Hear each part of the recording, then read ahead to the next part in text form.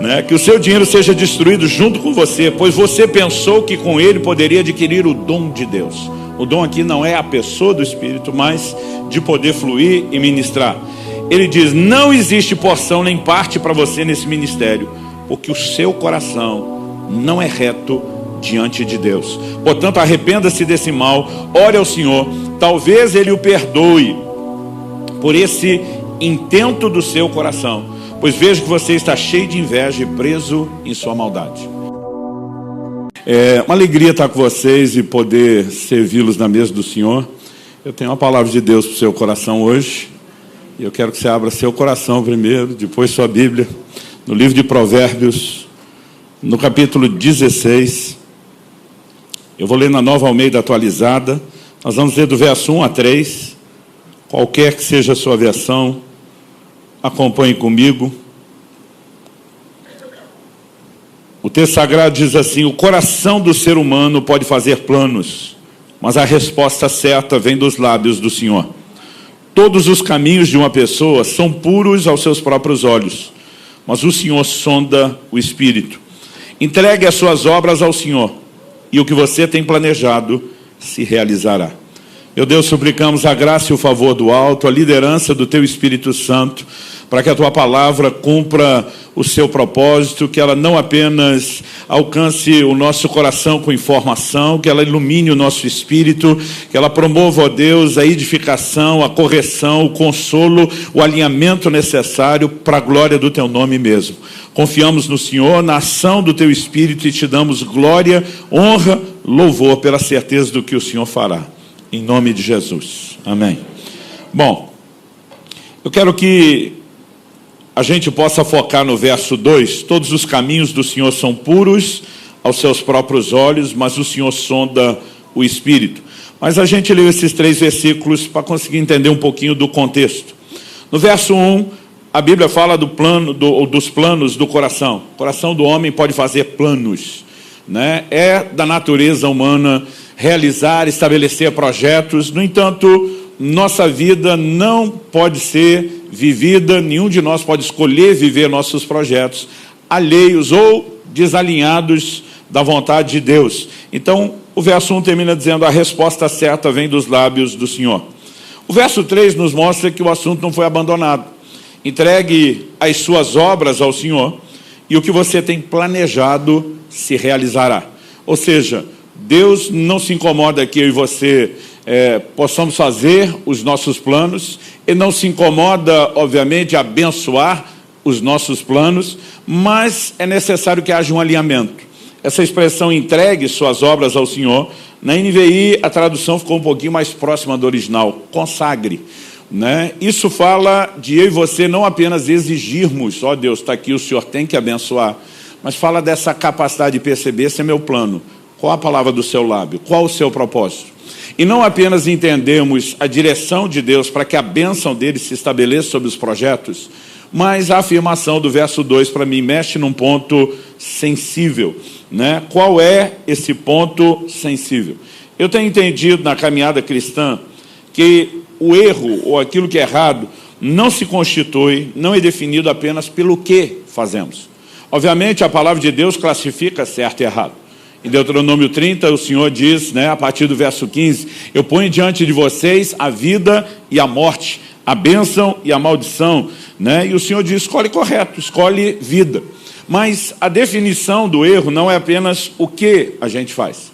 Quando olhamos para as Escrituras, nós percebemos que muitas vezes as pessoas erram pelo como fazem. Por exemplo, Tiago 4,2 diz: nada tendes porque não pedis. Tem crente que não recebe de Deus porque não ora. Mas o verso seguinte, o 3, diz: pedis e não recebeis. Então tem crente pedindo, mas também não recebendo, como que não pede. Ele diz: pedis e não recebeis porque pedis mal. Então orar é a coisa certa para se receber de Deus. Mas se você faz a coisa certa do jeito errado, não funciona. Então Jesus muitas vezes confrontou os fariseus, e eu diria que a maior parte do tempo não era pelo que eles faziam. Muitas vezes o confronto do Senhor tinha a ver com como, e algo ainda mais delicado, com o porquê faziam.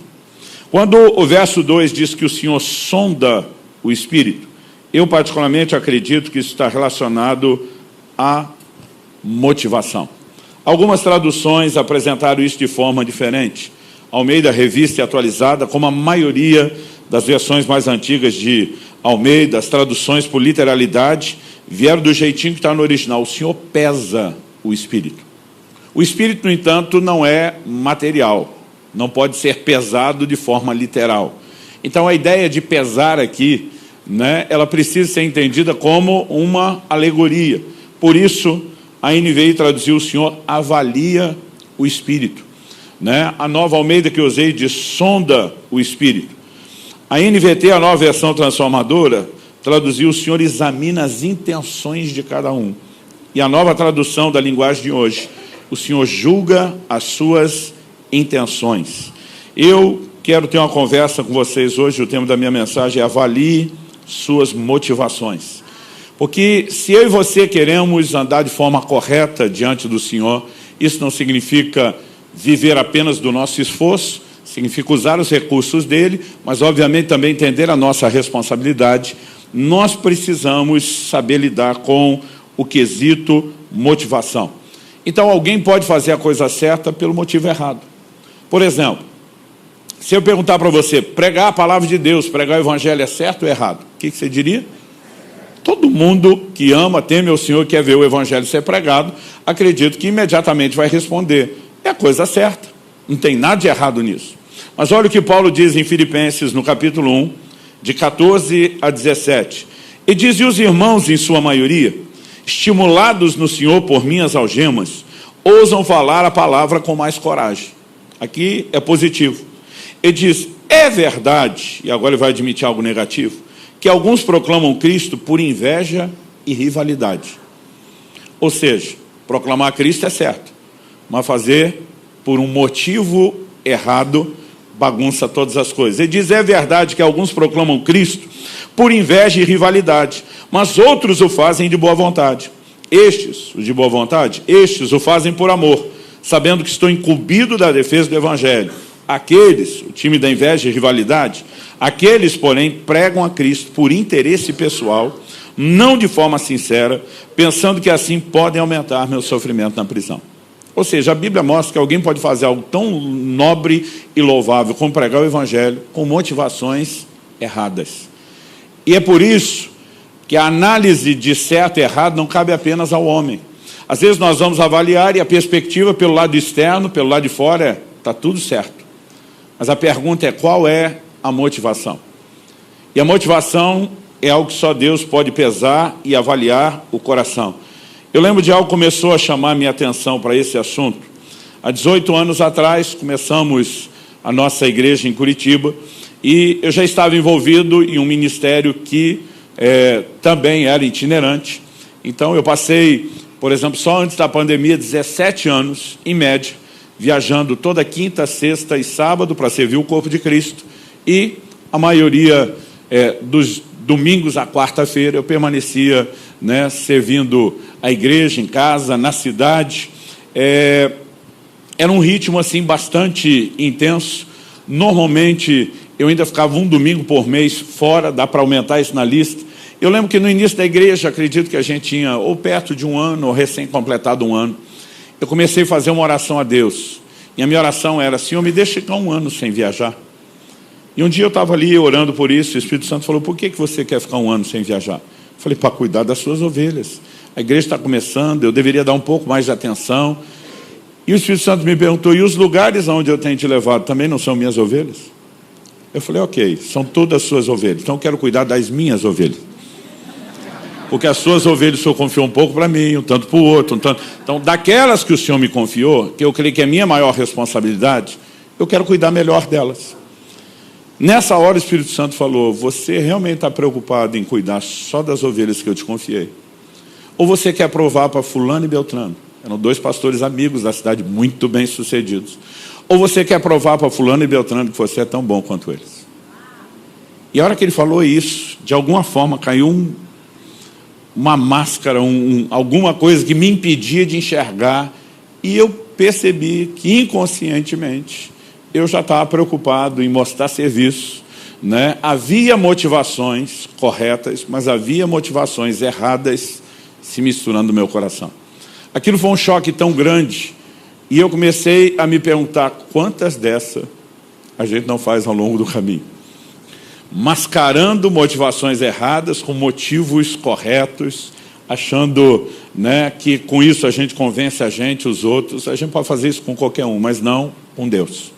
Então, o ponto que eu quero explorar com você é uma conversa honesta para ver o que a Bíblia fala sobre o assunto. A Bíblia fala muito sobre o assunto. Aliás, é impossível aqui a gente tentar esgotar o assunto numa pregação. Mas eu queria construir o que nós vamos falar juntos com 3 questionamentos. O primeiro deles, eu gosto muito de fazer perguntas quando estou lendo, estudando a Bíblia. O primeiro deles, o que está no coração? O segundo questionamento, o que influencia o coração? Para só então a gente terminar com o terceiro questionamento mais prático, como avaliar o coração? Então, em relação ao que está no coração, Provérbios capítulo 4, verso 23 diz: sobre tudo que se deve guardar, guarda o teu coração, porque dele procedem as fontes da vida. Então vamos focar nisso, sobre tudo que se deve guardar. A Bíblia nos manda guardar, proteger, defender muita coisa. Mas diz sobre tudo que você tem que guardar. Seu foco número 1, guarde o seu coração. Por quê? A Bíblia diz porque dele procedem as fontes da vida. O que afeta o coração, que é o manancial, o lugar da fonte, afetará todo o rio, todo o curso das águas que procede dele. Então alguém diz com muita propriedade, se você quiser macular um rio, você não precisa correr o leito todo do rio tentando sujar água. Vá macular a fonte, né? Se você conseguiu macular a fonte, o restante do rio vai estar maculado. Então a Bíblia trata o coração dessa forma e ele merece a nossa atenção. Por quê? Muitas vezes nós estamos desejando coisas boas por motivos errados. Eu sei que desejar coisas erradas é parte de uma briga que nós temos com a velha natureza, que tem que ser subjugada. Mas eu quero falar a gente que quer passar de nível, que quer crescer, que quer estar cada vez mais perto do Senhor. E nós precisamos entender que essa batalha se estende não só a evitar o que é errado, mas muitas vezes a lidar com questões com o como e principalmente o porquê fazemos algo. Atos capítulo 8, de 18 a 23, nos fala a respeito de um homem que se converte com a mensagem, com a pregação de Filipe. E o texto diz assim: quando Simão viu que pelo fato de os apóstolos imporem as mãos era concedido o Espírito Santo, ofereceu-lhes dinheiro, dizendo: deem também a mim esse poder, para que a pessoa sobre a qual eu impuser as mãos receba o Espírito Santo. Esse homem faz uma proposta aos apóstolos. O evangelho chega em Samaria, as pessoas estão sendo salvas, curadas, libertas, batizadas. A notícia do avivamento de Samaria chega em Jerusalém, mas chega lá o comunicado: olha, eles foram salvos, batizados nas águas, mas sobre nenhum deles ainda veio o Espírito Santo. Jerusalém envia nada mais, nada menos do que Pedro e João, só diretoria. E eles chegam lá para impor as mãos e o povo começa a ser cheio do Espírito Santo. Simão, que converteu, né, era um mágico, influenciou muito a cidade, agora ele está colado em Filipe, está acompanhando tudo, agora ele está empolgado com os apóstolos. A Bíblia diz que ele abraçou a fé, né? Não há nada que indique o contrário. Ele foi batizado e agora ele vê isso e ele fica empolgado. E ele oferece dinheiro para os apóstolos. Eu já vi muito pregador dizendo: Simão quis comprar o Espírito Santo. Não é isso que ele quis comprar. E diz: me deem também esse poder para que aqueles sobre quem eu impor as mãos possa receber o Espírito Santo. O que ele está dizendo? Eu quero ter um ministério como o de vocês. Eu quero fluir como vocês. Eu quero abençoar pessoas como vocês estão abençoando. Impor as mãos sobre outros para que sejam cheios do Espírito Santo em si mesmo é errado? Não é uma pegadinha, gente. É errado? Não. Agora, olha o que Pedro responde para ele. Mas Pedro respondeu: que o seu dinheiro seja destruído junto com você. Eu gosto de uma versão mais contundente, são as antigas. Vá tua prata contigo a perdição. Né? Que o seu dinheiro seja destruído junto com você, pois você pensou que com ele poderia adquirir o dom de Deus. O dom aqui não é a pessoa do Espírito, mas de poder fluir e ministrar. Ele diz: não existe porção nem parte para você nesse ministério, porque o seu coração não é reto diante de Deus. Portanto, arrependa-se desse mal, ore ao Senhor, talvez Ele o perdoe por esse intento do seu coração, pois vejo que você está cheio de inveja e preso em sua maldade. Então Então, em primeiro lugar, seu coração não é reto. Talvez ele perdoe o intento do coração.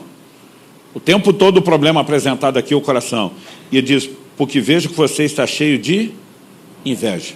Onde que a inveja entra aqui nessa história? A Bíblia faz questão de relatar em versículos anteriores quem era o Simão. Aliás, quando você pega Atos capítulo 8, né, me parece que a Bíblia fala mais sobre Simão do que Filipe, do que Samaria, do que os apóstolos, do que qualquer outra coisa. Dos versos 9 a 13, eu li agora Atos 8, de 18 a 23.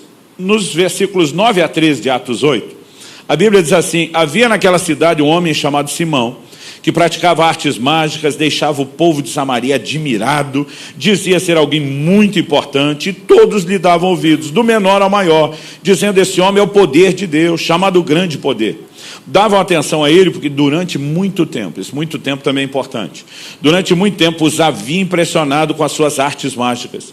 Quando, porém, deram crédito a Filipe, que os evangelizava a respeito do reino de Deus e do nome de Jesus Cristo, iam sendo batizados tanto homens como mulheres. O próprio Simão abraçou a fé, tendo sido batizado, acompanhar Filipe de perto, observando extasiado os sinais e grandes milagres praticados. A questão é, antes de converter, quem era Simão? Simão era o cara. Ele vivia debaixo dos holofotes. Toda a atenção estava em cima dele. Agora Filipe chega pregando o evangelho, expulsando demônios, curando paralíticos.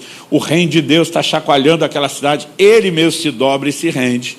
Mas Filipe está debaixo dos holofotes. Daqui a pouco chegam Pedro e João e roubam a cena toda. E agora eles estão debaixo dos holofotes. E esse cara diz, eu quero ser como um de vocês. O que ele está desejando não era errado. Mas o que ele não percebia era o quê? A inveja. O que realmente estava lá dentro da alma. Eu preciso resgatar meu lugar sobre os holofotes. E muitas vezes nós mascaramos intentos errados, tentando justificar isso com ações corretas. E isso pode se tornar delicado. Então nós temos aqui alguém correndo atrás do que é certo, pelo motivo errado. Agora deixa eu te mostrar. E outra, Deus barrou esse cara e disse, eu não quero você trabalhando para mim enquanto você não resolver esse negócio no seu coração. Então, o camarada que queria a coisa certa pelo motivo errado, Deus diz, eu te resisto. Agora nós vamos ver um outro que Deus diz, eu vou te favorecer. Porque embora você esteja na iminência de fazer a coisa errada, você tem um motivo correto. Vá comigo para Gênesis, capítulo 20, dos versos 1 a 7. A Bíblia fala de um camarada chamado Abimeleque. O texto diz assim, Abraão partiu dali e foi para a terra do Negueb. Habitou entre Cádiz e Sur e morou em Gerar. Abraão dizia que Sara, a mulher dele, era sua irmã. Alguns chamam isso de meia-verdade, porque eles eram irmãos por parte de pai, mas não de mãe. Eu gosto de chamar a meia-verdade de meia-mentira. O acordo de Abraão com ela, né, era o seguinte, eles podem me matar por causa de você. Então, nós vamos ter esse acordo para você proteger minha vida. O texto diz, então, esse então é, ciente da informação de que era irmã e não esposa. Então, Abimeleque, rei de Gerar, mandou buscá-la. Deus, porém, veio a Abimeleque em sonhos de noite e lhe disse, você vai ser castigado com a morte por causa da mulher que tomou, porque ela tem marido. Ora, Abimeleque ainda não havia se aproximado de Sara, e por isso disse, Senhor, matarás até uma nação inocente. Não foi ele mesmo que me disse, é minha irmã, e ela também me disse, é meu irmão. Com sinceridade de coração e na minha inocência foi que eu fiz isso. A defesa dele foi boa. Deus respondeu-lhe em sonho, bem sei que com sinceridade de coração você fez isso. Por isso, impedi que você pecasse contra mim e não permiti que você tocasse nela. Agora devolva a mulher a seu marido, pois ele é profeta, intercederá por você, você viverá, mas se não a devolver, saiba que você certamente morrerá, você e tudo que é seu.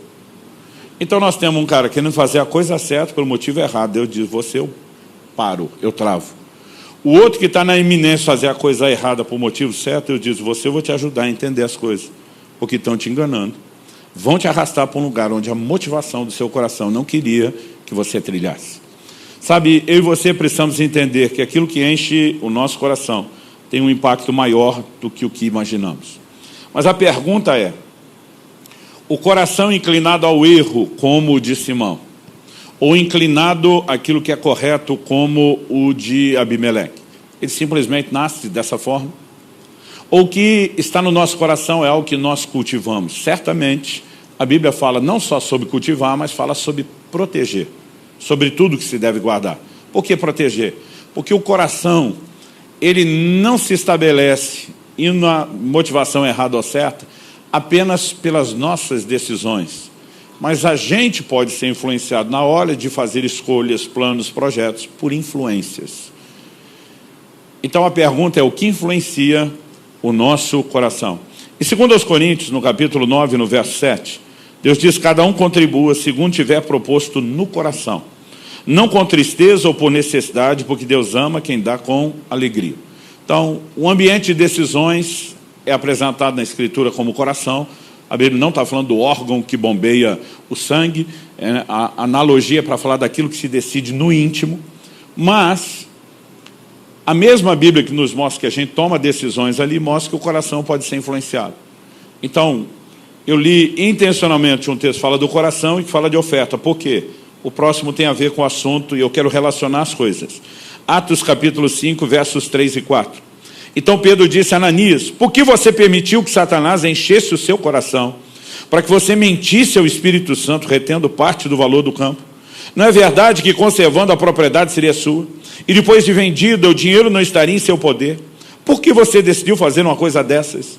Você não mentiu para os homens, mas para Deus. A pergunta dele, de Pedro, o apóstolo, foi: por que você permitiu que Satanás enchesse o seu coração para mentir ao Espírito Santo? E diz: o Espírito Santo estava trabalhando no seu coração para você fazer a coisa correta. Então você pode ter uma influência positiva, mas você permitiu que Satanás enchesse seu coração, você pode ter uma influência negativa.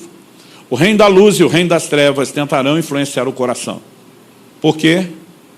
Porque ali é um lugar estratégico, as fontes da vida. E o diabo consegue nos fazer errar, mesmo sem que a gente faça a coisa errada. Ele pode contaminar o coração e nos levar a fazer a coisa certa por motivos errados.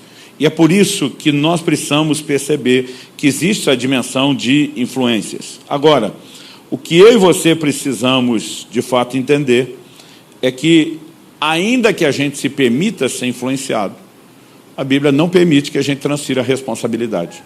O diabo pode encher o coração e nos levar para o lado errado, sim. Mas não adianta aquela conversa de Abraão dizer para o Senhor, né? A mulher que tu me destes, né? Tipo, foi tanto ela como o Senhor que botou ela na minha vida, não fui eu. Deus vai para cima da mulher, e aí? A mulher diz: foi a serpente, foi o Satanás. Ninguém admitiu nada ali. Quem foi mais nobre de caráter na história foi o diabo, que não jogou ninguém. Assumiu a conta. Então, a Bíblia não permite que a gente responsabilize outros. Se a gente se permitir ser influenciado, a responsabilidade ainda será nossa.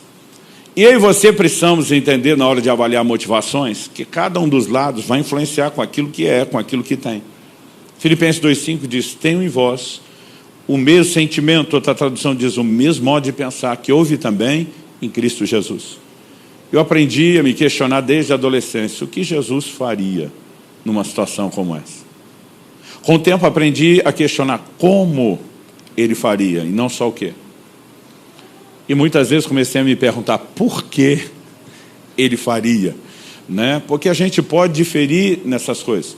Por outro lado, o reino das trevas vai tentar influenciar também com aquilo que tem. Satanás vai tentar influenciar com aquilo que é. Em 1 Timóteo, no capítulo 3, nos versos 6 e 7, a Bíblia diz sobre quem almeja o episcopado, nos primeiros versículos do capítulo. E aqui o texto sagrado diz que o bispo não seja recém-convertido, neófito, novo na fé. Porque alguém recém-convertido ainda não pode ser levantado numa posição de liderança. O texto diz: para não acontecer que fique cheio de orgulho e incorra na condenação do diabo. É necessário também que ele tenha bom testemunho dos de fora, a fim de não cair na desonra e no laço do diabo. Né? O que significa a condenação do diabo? A Bíblia diz que o motivo da sua queda e dele ter sido expulso foi o orgulho. Né? Isso Paulo, obviamente, está fazendo uma leitura de Isaías 14, Ezequiel 28, né? Que são textos que, obviamente, apontam para essa história e mostra ele dizendo: eu subirei acima das estrelas do céu, serei semelhante ao Altíssimo. Então, cada um influencia com aquilo que tem. Jesus diz: aprendei de mim, que sou manso e humilde de coração. Satanás caiu com orgulho e ele quer arrastar a gente, né, nesse mesmo lugar, e nós precisamos sempre estar atentos. Agora, isso não significa que porque o coração pode ser influenciado, que as influências sejam irresistíveis. Mesmo a intervenção divina. Hebreus capítulo 3, versículos 7 e 8, citando um texto do Antigo Testamento, diz: por isso, como diz o Espírito Santo, hoje, se ouvirem a sua voz, não endureça o coração, como foi na rebelião, no dia da tentação no deserto. Quando Deus está tentando influenciar o coração, nós podemos endurecê-lo, ou seja, fechá-lo para ele, dizer: o Senhor não entra e não influencia. Então, se vale para Deus, deveria valer para o reino das trevas, que a Bíblia diz: resistir o diabo e ele fugirá de vós. No entanto, apesar de ser influenciável, não é um processo que não possa ser, obviamente, impedido, principalmente quando falamos da influência negativa e não da divina, e nós vamos ser responsabilizados por isso. Mas a gente precisa parar para pensar que muitas decisões são tomadas, às vezes, por razões que nem nós percebemos com clareza. Em Daniel, no capítulo 2, por exemplo, você vê Nabucodonosor tendo um sonho, nós podemos chamar mais do que um sonho, foi uma visão de Deus, uma visão profética. Ele vê uma estátua composta de 4 metais diferentes. A Bíblia diz: a cabeça era de ouro, o peito e os braços eram de prata, o ventre de bronze e as pernas e os pés eram de ferro. Na hora de interpretar a visão, Daniel diz para ele: você é a cabeça de ouro. Mas ele diz: depois de ti virá um reino inferior ao seu, que significa que mudança de metal era mudança de reino. O que essa estátua representava? Os impérios mundiais. Nunca na história da humanidade houve alguém que dominasse o mundo dos seus dias. A Babilônia foi o primeiro império de proporções mundiais. E agora a conversa está sendo dirigida ao camarada que governa o mundo dos seus dias. E de você é a cabeça da estátua. Mas você vai ser trocado. Depois de você vem um reino inferior ao seu. O próprio livro de Daniel nos mostra, o que a história também registra, né, que o governo mundial de Babilônia foi sucedido pelos medo-persas. O livro de Daniel já profetizava que viria a Grécia. E nós sabemos pela história que Alexandre o Grande dominou o mundo, sucedendo os medo-persas, que por sua vez sucederam Babilônia. Mas haveria um 4º império mundial, que nós sabemos foi o Império Romano. O que a visão dizia? Que uma pedra era cortada sem auxílio de mãos, ou seja, intervenção divina, não humana. E a pedra atingia a estátua onde? Nos pés. Ou seja, o que Deus iria fazer não era no tempo do governo de Babilônia, nem dos medo-persas, nem da Grécia. O que Deus ia fazer ia acontecer nos dias do 4º império, o dia ou o tempo do Império Romano. A estátua era destruída, ou seja, Deus está dizendo: vou deixar essa brincadeira de governar o mundo durar 4 impérios seguidos. E Deus está dizendo: eu vou acabar com isso. Quando a pedra atingia a estátua nos pés, ela era esmiuçada, não sobrava nada. Mas a Bíblia diz que aquela pedra que substituiu agora a estátua, ela começa a crescer, se torna uma montanha que enche toda a terra. O que Deus está dizendo? Eu vou derrubar o reino dos homens e eu vou estabelecer o meu reino sobre a terra. Essa profecia passa a ser entendida como messiânica. A pedra é Cristo. Aliás, há muitas profecias messiânicas relacionando, comparando Jesus com uma pedra. A pedra que os edificadores rejeitaram, a pedra de esquina, a pedra angular, na visão aqui de Daniel, né, a pedra. Então, o que Deus estava dizendo nos dias do 4º império, e quando Jesus chega nos dias do Império Romano, ele chega dizendo: o tempo está cumprido. Essas coisas estão todas relacionadas. Agora, o Nabucodonosor, ele não entendeu foi nada do resto. A cabeça dele deve ter parado no: depois de você vem um reino inferior ao seu. O duro não era perder para o outro, é perder para um outro inferior. O que ele faz no capítulo seguinte, gente? Capítulo 3, Daniel começa dizendo que Nabucodonosor levantou uma grande estátua. Lembra do que ele sonhou? Com a estátua. Ele levanta uma grande estátua inteira de ouro. O que ele está dizendo? Não vai ter prata, não vai ter bronze, não vai ter ferro. A estátua sou eu. Daqui ninguém me tira, daqui ninguém me arranca. A pergunta é: ele fez isso consciente? Não sabemos. Mas normalmente, na dinâmica de relacionamentos, não só familiar, no trabalho, no dia a dia das nossas escolhas, mas até na igreja, até questões ligadas ao ministério, nós podemos estar sendo alimentados por motivações que não reconhecemos. E muitas vezes, nós vamos ter, de um lado, Deus tentando nos influenciar positivamente, e do outro, Satanás tentando influenciar. Então, o coração tem que ser guardado, protegido, e a pergunta a ser feita é: como avaliar o coração? Já que esse é o tema, né, da nossa mensagem, como avaliar o coração? Em Jeremias, no capítulo 17, no verso 9, a Escritura diz: enganoso é o coração, mais do que todas as coisas, e desesperadamente corrupto. Quem poderá entendê-lo? A verdade, seu coração está sempre pronto para trollar você, para pregar peça em você, te levar a análises, né, complexas, erradas, equivocadas. Eu me lembro que alguns anos atrás, não estou falando de tanto tempo assim, estou falando de bem menos tempo do que a história que eu contei quando mudei para Curitiba. Eu já achava que estava bem maduro. Eu estava num evento, não fui para ministrar, fui para ser ministrado, para receber como todo mundo. Um evento fantástico, uma organização incrível, tudo com muita excelência. Estou dizendo isso porque tudo era impecável, era uma inspiração ver um evento funcionando tão bem. Mas o tempo todo eu estava me sentindo mal. E o sentimento é como se estivessem me tratando mal, mas ninguém estava tratando ninguém mal, todo mundo estava sendo muito bem tratado, tudo funcionava muito bem. E aquilo passou de um dia, o segundo, eu estou num ponto que eu não consigo entender, justificar aquilo, pensei, o diabo está tentando me roubar, repreendo o inimigo, o sentimento não vai embora. E eu lembro de um momento que eu fui orar, falei: Deus, o que está acontecendo? E no momento que eu perguntei, eu não esperava a resposta, muito menos a resposta que veio. O Senhor me disse: o que está acontecendo é que sua alma está desconfortável. Eu falei: desconfortável porque é tudo bom, é tudo maravilhoso. E sua alma está desconfortável, porque aqui você não é preletor, aqui você não tem tratamento VIP, aqui você é um como todo mundo. E eu fiquei chocado. Por quê? Eu nem tinha percebido aquilo. Então, a questão que eu e você precisamos é: como nós vamos avaliar o coração? Se ele é enganoso, como a gente pode fazer isso direito? O mesmo texto que diz que o coração é enganoso no verso 9, continua no verso 10 de Jeremias 17, o seguinte, dizendo: eu, Senhor, sondo o coração, eu provo os pensamentos, para dar a cada um segundo os seus caminhos, segundo o fruto das suas ações. Em outras palavras, Deus está dizendo: a leitura correta que você não pode fazer, Deus diz: eu posso. E aí nós voltamos lá em Provérbios 16, 2, o texto do início. Eu, Senhor, sondo o coração, está exatamente alinhado com aquela declaração de o Senhor sonda o espírito. Por quê? O texto está dizendo: os caminhos de uma pessoa são puros aos seus próprios olhos. Muitas vezes nós não estamos errando, que a gente acordou de manhã dizendo: hoje é dia de maldade, hoje eu vou fazer errado. Você simplesmente está avaliando e está até dizendo: eu acho que isso é certo, porque não conseguiu pesar a motivação. E quem pesa é Deus. A responsabilidade de guardar o coração é nossa, mas sem Deus nós não vamos conhecê-lo profundamente.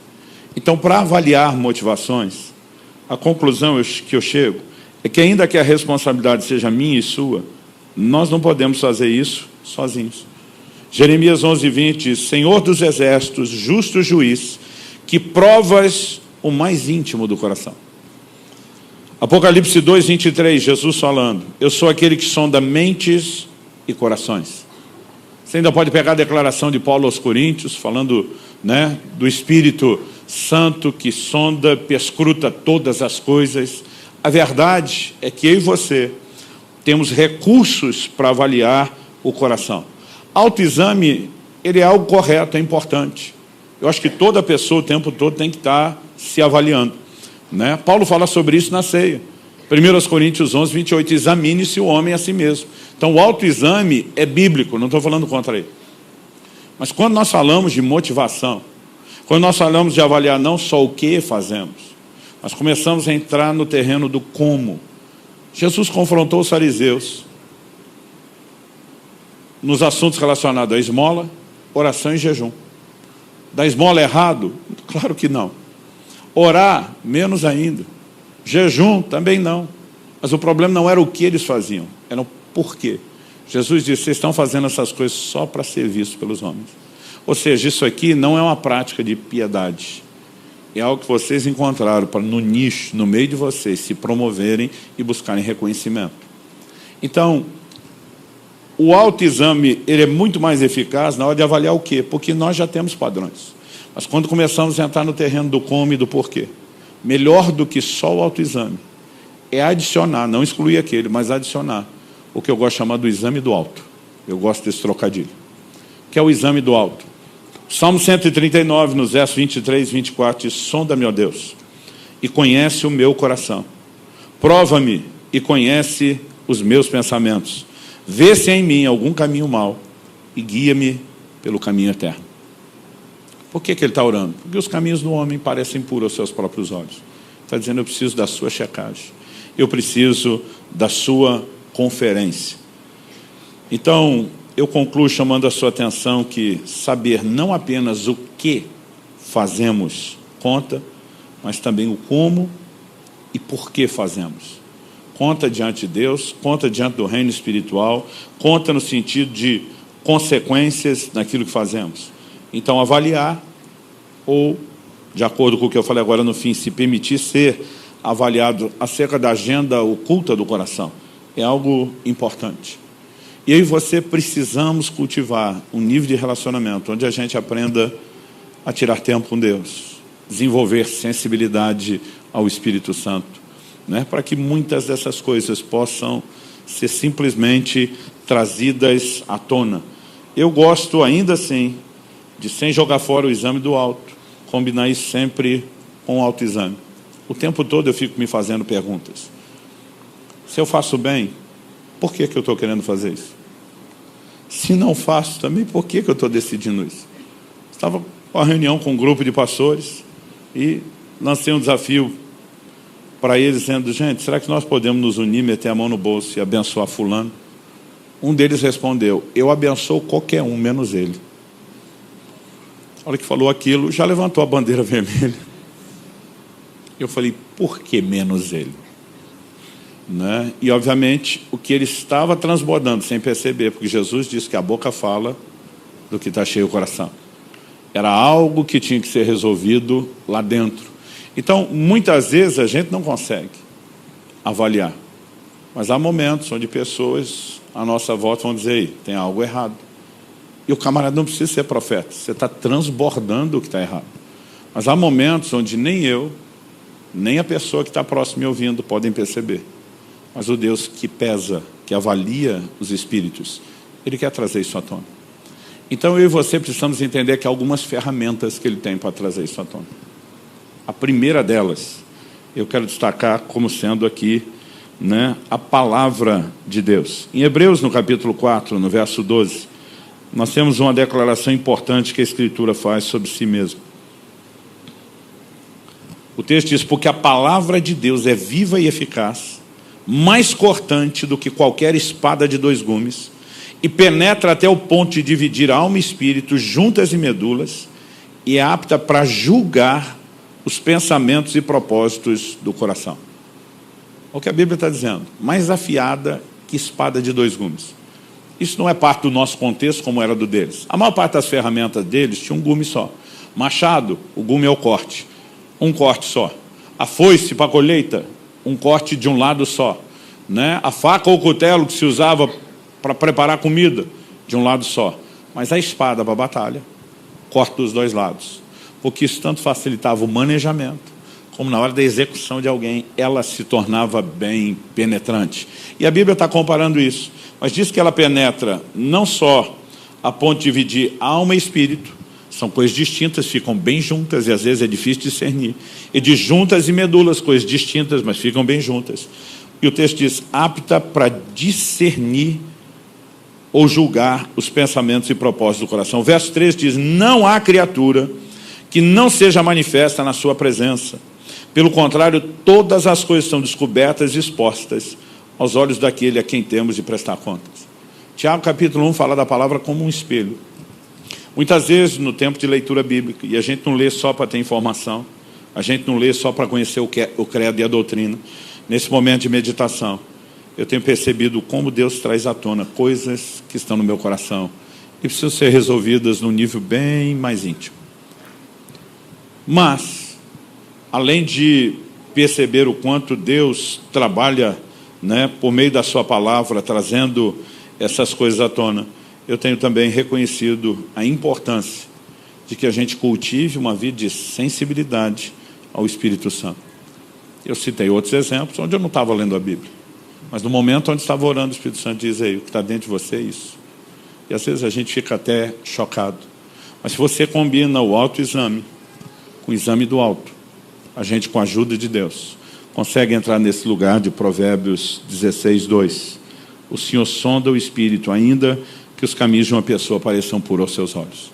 A consequência de, se a gente vive esse processo, eu faço planos, a resposta certa vem do Senhor, não quero estar desalinhado a Ele. Eu estou olhando, parece certo, mas é Deus que precisa avaliar meu coração. Então, se eu entrego minhas obras ao Senhor e os motivos dela, e consigo me alinhar, o resultado, a bênção de Deus vai se manifestar. Aquilo que você tem planejado se realizará.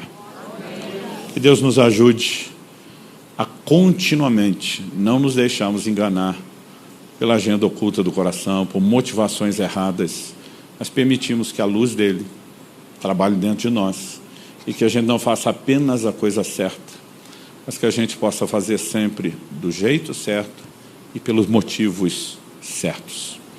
Vamos ficar em pé, vamos orar.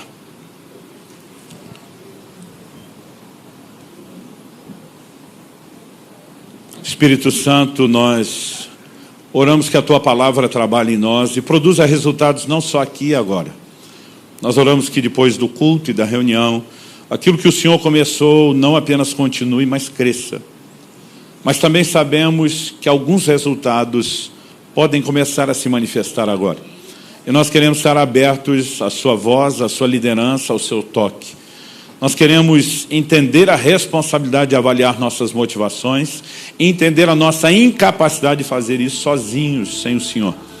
E nós pedimos graça e favor. Sabemos que o Senhor promove um entendimento como esse, não porque quer nos colocar debaixo de culpa ou condenação, mas justamente porque quer permitir que a gente não erre. E em questões onde erramos, o Senhor quer permitir que possa haver o devido conserto, e nós somos gratos pelo Seu amor, pela Sua bondade, pela Sua misericórdia. Eu oro que a palavra comunicada gere fé. Eu oro que haja correspondência. Eu oro que, de fato, o Senhor possa trazer à tona o que está dentro de nós e que nós possamos corresponder com o Senhor nesse processo. Eu oro por um despertamento para que possamos entender que o coração, que é a fonte da vida, precisa ser guardado, precisa ser policiado, não das influências do céu, mas das influências malignas. E nós oramos que o Senhor nos dê uma capacidade de discernimento e que a disposição e a decisão do nosso íntimo seja de andar alinhados com o Senhor na questão do coração. Nós oramos em nome de Jesus. Em nome de Jesus. E para a glória de Deus.